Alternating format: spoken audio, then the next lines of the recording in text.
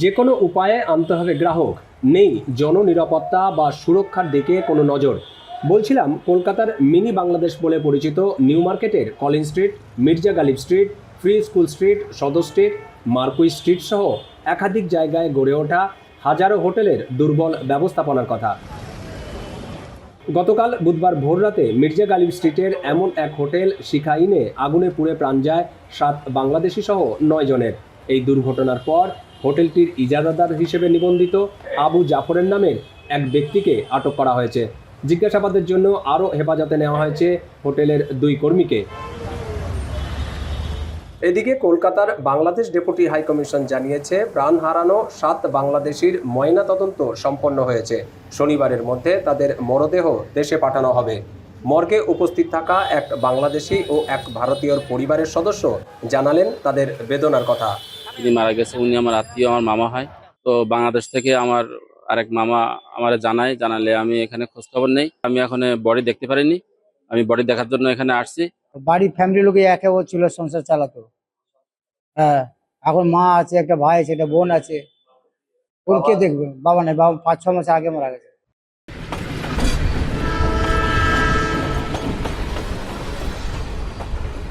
এরই মধ্যে নিউ মার্কেটের ওই অগ্নিদগ্ধ হোটেলটি পরিদর্শন করেছেন বিভিন্ন দলের রাজনৈতিক নেতারা।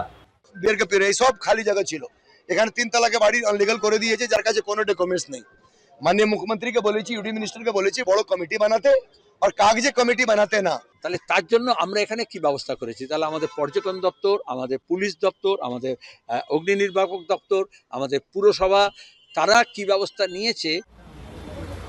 তবে এইসব কিছু ছাপিয়ে বারবার আলোচনায় আসছে মিনি বাংলাদেশ বলে খ্যাত নিউ মার্কেটের ওই এলাকাটিতে অবস্থিত হাজারেরও বেশি হোটেলের নিরাপত্তা ব্যবস্থা ও অগ্নি ঝুঁকির প্রসঙ্গ।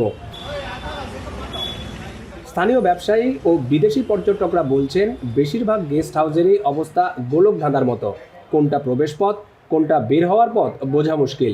বেশিরভাগ হোটেলের ইলেকট্রিক ওয়্যারিং অবস্থা করুণ। যত্রতত্র ঝুলছে ইলেকট্রিকের তার। লিফট কয়েক দশক পুরনো। একটি ঘর থেকে আরেকটি ঘরে যাওয়ার জন্য রয়েছে সরু গলি, যেখানে পাশাপাশি 2 জন লোকও যাতায়াত করা কার্যত কঠিন।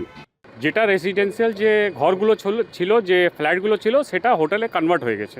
নিরাপত্তা তো এখন কি এরকম তো এরকম হবে, আর ওটা তো এদের গাফলতি হইতে পারে যে এদেরকে পর্যন্ত ব্যবস্থা রাখে নাই, তাহলে হয়তো বা এই যে নিষ্ক্রিয়ভাবে যে জীবনগুলো চলে গেল।